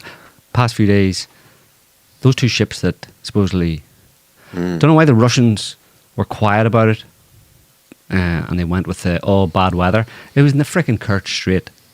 Okay, it was a bit rough seas. But Video looked rough, yeah. it was rough enough, but not, in those kind of seas, if that's what sinks oil tankers, two of them, well then they should be sinking all the time, all over the world, every day. Because it wasn't like some storm of the century. They're built to withstand that kind of weather. That was definitely, in my opinion, sabotage. But the Russians are being quiet about it. Why? Well, because you can imagine. Think about why they might want to be quiet about that particular thing, and hold their cards close to their chest, and they've even been relatively quiet about the one 2 days ago Off Spain. Well, they said it was a cargo they ship. suspected terrorist attack. They suspect, but they say terrorist attack, right? But this is in the context of the US establishment under Biden still talking about, quote unquote, sanctioning the Russian what are they called? Ghost fleet? Not ghost fleet. Shadow fleet. Shadow fleet. The Russian shadow fleet of tankers and, I suppose, cargo ships that are, circumventing sanctions by being unmarked, not officially from Russia type thing, going to and from Russia, but not actually being flagged as a Russian ship, right? So they have this big shadow fleet. So they're going to sanction that. That's their next level of sanction. They're going to try and sanction it. Well, how do you sanction? How do you sanction a shadow fleet that has been operating for the past 2 or 3 years already, delivering Russian oil and LNG to In the old India days. and a bunch of other countries, and that are accepting them, and India is accepting those for its own resources, but also the vast majority of them are being shipped on to Europe. So this is Europe that's buying this oil from India. But America's going to sanction it. Well, yeah, America's going to sanction the sneaky way that Russian oil is still being delivered to Europe via India, via shadow fleets, because that prevents America from leveraging its oil and gas deliveries to Europe, right? So the Russians are getting around that. So yeah, but how do you actually do that? You have to identify all these, you have to board them and find out that they are actually part of the Russian shadow fleet. And then how do you stop India from accepting them? And how do you stop India from taking that oil, putting it on other ships and then sending to Europe? I mean, that's very difficult. It seems to me that the most direct way to sanction something is to blow it up, you know? Yeah. And so those two events, I think, were the opening salvo in a pretty dangerous escalation, because, and then there's the other aspect to it as well, is over the past couple of days you had undersea cables being between Estonia and Finland. This was a quote-unquote Chinese vessel, has been blamed initially, but then also a Cook Island vessel. The Cook Islands, where's Cook Islands? South Pacific. Yeah. Anyway, this was a Cook Island vessel that was also implicated. Is that Russian shadow fleet? Maybe Cook Islands, probably. And then they said, well, Russian shadow fleet did it. So these are ships, and then they blame it on the anchor. So is it deliberate or not deliberate? Don't know. Anyway, these undersea cables were damaged. Don't know if they were actually cut to some extent or damaged. And this isn't just this. In the past few days, there was also another event in the same area in November, where the same cables were damaged between Estonia and Finland. Again, at that time, it was a Chinese ship that was initially accused, but then it all went quiet. So it's hard to figure out who's doing this, and I don't even know if it's these ships at all. They're just saying, "Oh, Russia's shadow fleet's doing it." But we know that other intel agencies can be down there with their little submersibles going snip, snip, snip, snip, Yeah, just probably. for fun. So it's hard to know, but that's another aspect of between blowing up each other's cargo ships and oil tankers, if you can. I mean, how do you get? It all seems to be one-way traffic at the moment. Yeah, exactly. Well, how does Russia retaliate? How does it get access to Western destined, or which ones does it pick? Is it going to pick Saudi ships? Is it going to start blowing up Saudi ships, delivering oil to Europe? Or how would it get access to American ships? They're coming from Texas or the East Coast. How do Russian operatives get onto them to plant a bomb on them as they're sailing across the Atlantic and blow them up there?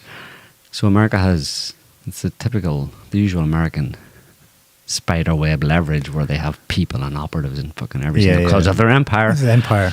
Well, they can Russia's get access not to the it, you know. But it's kind of dangerous because obviously, so Russia can't respond in kind, but it would have to stop and wait and think about how it might. One thing could be undersea cables in the Baltic. Oh, you're suggesting that maybe that was legitimately Russian? Don't know at this point. At a certain point, when you start like blowing up each other's ships and cutting each other's undersea cables, all bets are off. Like, you know, in terms of who's doing it, and I mean, really, it becomes a bit chaotic, you know. But still, for the people doing it, they're doing it for specific strategic reasons to send a message. But yeah, for the most part, these kind of events tend to be when you see these kind of events, it's America freaking out and trying to keep Russia down, you know, to stop Russia in whatever way it can, you know. And, well, to stop Europe as well. And to impoverish Europe, yeah. Like Musk, in that article about... Vote AFD. What did he say? You'll He be a said, free and independent country. Oh, Well, it I won't mean, matter because we'll have sanctioned Russian oil by blowing it up. Well, this is under Biden. We'll have to see. Is this going to change? Are there going to be no more Russian tankers or cargo ships blown up after Trump gets in? Because Trump will be all, you know, we got to stop that that's empire building or empire sustaining bullshit. We're not doing that anymore. We'll have to see. It'd be interesting to see if he actually makes good on that, you know, or if he tries to, but finds out that the CIA secret team dudes who have their own submersibles and operate their own private armies can carry on doing whatever they want for the neoliberal imperial outreach agenda, you know. Only other thing I had was, and this is, I suppose, contextual as well, and what we're, or it's in the same context of what we've been talking about. I saw this a few days ago. Russia, Iran to sign strategic pact on eve of Donald Trump's inauguration. On the eve. What are they saying? Russia and Iran plan to formalise relations with the signing of a new strategic partnership treaty in the days before President-elect Trump's inauguration. The new treaty, potentially occurring just days prior to Trump's inauguration, signals an attempt by the two nations to combine their respective powers in the face of growing isolation on the world stage. Isolated. Both of them have been heavily sanctioned and censored. Anyway, so will that be a defence pact? You know, we're talking about Russia deciding, okay, well, you got Syria, you fucked up Syria for us, so but Iran is a bridge too far, and we're going to do whatever we can to stop that from happening, you know? Because obviously, what's a strategic pact? What are the details of it? Yeah, well, is it military? Formalised relations, but... Well, do we get people in there? Formalised relations, yeah, exactly. You know, does that provide some security for Iran to not be couped or overthrown? Is it military, which would maybe stay the Israelis, satellite assistance, stay the Israeli hand from attacking Iran in a wholesale way to try, because obviously the Israelis are salivating at the idea of finishing the job with Iran, right? They want Iranian a revolution, a new revolution in Iran, right? They want a new Shah in there, because that would be, because they won't sleep easy until Iran is done. Like they've done, you know, they're feeling a lot happier with Hezbollah kind of gone and Syria gone, and therefore Iran's access to those countries and to the resistance gone. But they can always rebuild. They say, you know what, that's fine, but you wait 5-10 years, those Iranians, we don't change them, they'll just be back in there, you know, they'll re-establish those lines and we'll just be back at square one. So we need to deal with Iran. It's the last domino to fall. It needs to go. How are we going to do it? Unless Iran pushes the domino over itself, gives up the entire ideology of the Islamist revolution and becomes a normal country. Yeah. Why not just beat them to it? Do it yourself. Well, this new dude... Give up the ghost. It's not like the whole raison d'etre for the fucking revolution was to save Jerusalem from the savage Jews and the great Satan of America. Yeah. Well, it didn't work, so just fold it. If you're going for, we want goods and penthouses like everyone else, just fucking do it. We want to join the globalized world. We want some Indian workers to build our economy. So we need to join in. We're very well positioned to compete with the United States for those Indian tech geniuses. Yeah. So it's all to play for. Still, can you put that article back up? The last one Joe had, the Newsweek one.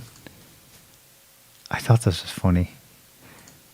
The second paragraph after the one you read: Russia and Iran are members of what analysts at the Center for New American Security, neocons, have dubbed the axis of upheaval. Of upheaval. It's no longer the axis of evil. It's upheaval. The axis of upheaval. Upheaval. A group of states, which also features China and North Korea, that have increasingly positioned themselves as opponents of Western powers, i.e. of our empire. So they're trying to create upheaval. Axis of upheaval. Well, at least maybe we can give the Americans credit. That's an improvement from axis of evil. Yeah. Axis of evil is it's a bit more. It's a bit more realistic. It's a bit more kind of. Now you and me were competitors, aren't we? Yeah. Rather than you're evil, I will smite you. Yeah. You know, it's a bit better. Yeah. It's Americans, you know, learning a bit more about how to. Which means that if there's any live with other people. Well, it means that if there's any upheaval in the world, you know where to look. Wherever it happens, it'll come from obviously the axis of upheaval. You know, like if you you see a lot of upheaval on your streets, yes, well then you should go to Upheaval Inc. to see if they had a spill, right? Well, they literally went with that. If there's any upheaval in your country, obviously Russia was behind it. Yeah, well, that's why Twitter is so up in flames and a kerfuffle. There's a guy, I didn't bother, but he's like the Musk toady, and he's saying, I've been looking at the numbers of all these accounts who've been very, very nasty to Mr. Trump, and I did some King analysis, and I'm pretty sure it's a bot network. Yeah. And I'm not saying it's Russian, but But bots. I can smell it. Smell the borscht. Seriously, he got totally ratioed, which obviously this is bullshit. It's not bots at all. It's Real very people much are real all people. bots. Well, it's a similar thing with James Lindsay saying that a lot of the people that he calls the woke right, he's done some research, he's done some looking, and he's seeing some Russia In the woke right. in the woke right. Right. The people who don't agree with Musk Yeah. and Trump. Yeah. Okay, sure. I think the Democrats tried that one. It didn't go down well, so probably don't go there again. 2 other news items as we say farewell to Joe Biden. He's done exactly what he said he wouldn't do. He's pardoned his son. And the New York Post just yesterday published a photo of Biden as vice president with son Hunter meeting Xi Jinping in Beijing, which, as you remember, you probably don't remember, he swore never happened, and it was all bullshit about his son having had any political favors, thanks to Daddy's office. Feds finally released photos showing Hunter, then VP Biden, meeting son Hunter's. Oh, it's not just Xi. If you scroll down,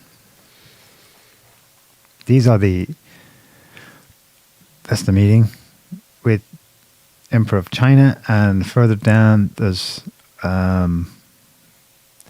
it's the very same people that he said it never happened. His business partners in Beijing. That might be one of them. We can say all that now. It's all over. It's all over. It's already been So, pardoned, so it's all good. 3 years ago, this Pardon myself. was Russian disinformation. Yeah. Just FYI. And now, not only have they published photos, but his son's been pardoned. Yeah. by He's the also big guy. pardoned himself for lying about Russian disinformation. I pardoned myself for telling those porky pies that Russia was behind Allow all myself to pardon myself about the lies I told about Russia, about them telling lies about me. The kids love my leg hair. Yeah.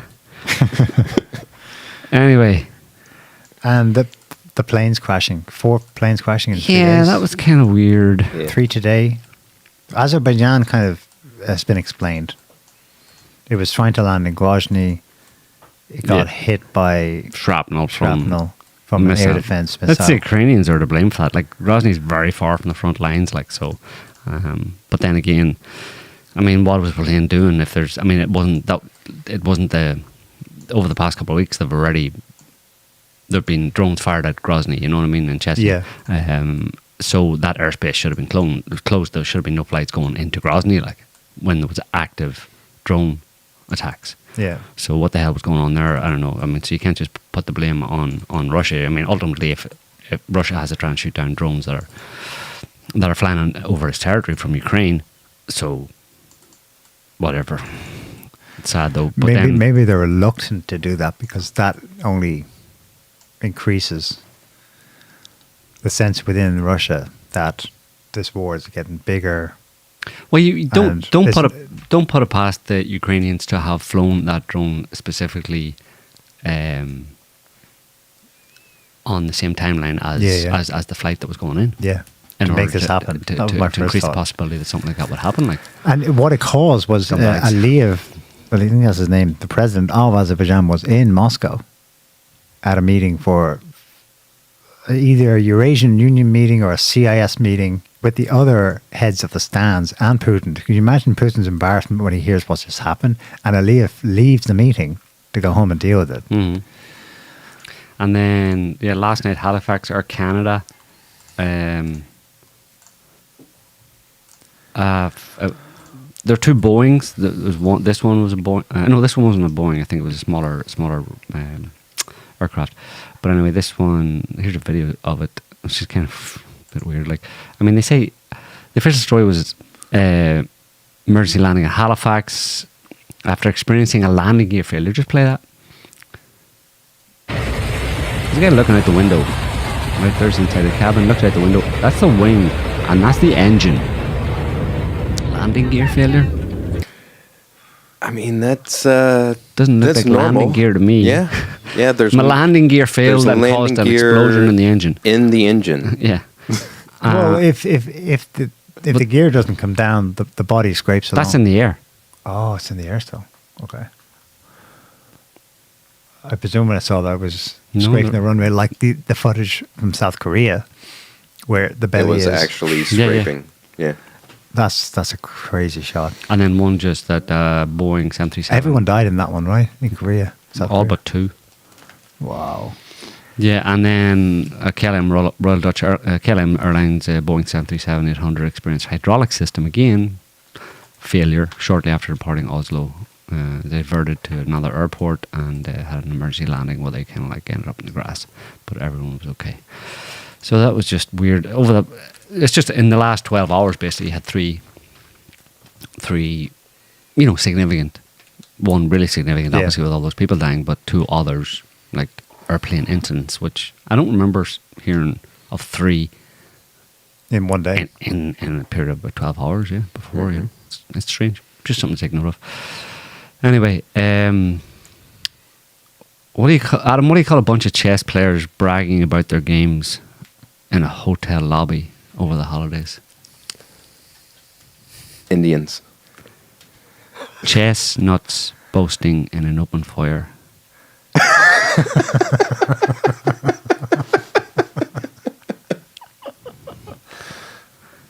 Is that yours? Yeah, That's what you've been doing over Christmas. Yeah, You've been thinking. improving a game. Thinking. That was job. a good one. Chestnuts boasting in an open fire. Fire, yeah. Foyer. Foyer. Anyway, on that hilarious note, we'll leave it there for this week, folks. We'll be back probably next week, which will be the new year. And 2025. yeah, it's going to all change. Just you wait. It's all going to be all different in 2025. Aliens. Midnight 01 is going to be totally different. Aliens. There'll just be a load of aliens. Yeah. Anyway, Illegal and space. yeah, yeah, and they'll merge. It'll inside all those drones are a bunch of Indians trying to get H-1B visas. That's how they're getting into America on those drones. That's what it was all about. I can reveal All right. now that those drones over in New Jersey You were heard a it bunch here, of Indians. And that's why they came at night time. And what you didn't see, because they're dark anyway, right? They're all dropping down zip lines, landing in New Jersey and going straight, taking your jobs. Going straight to your gerbs. Going straight to your gerb. So, yeah. Anyway, we'll be back next week, folks, with another show. We hope you enjoyed it. Today, thanks for commenting and Happy New Year. Yeah, have a good one. And we'll see you next week. Take Happy it easy. New Year. Bye. Bye all. Can't stop the signal now.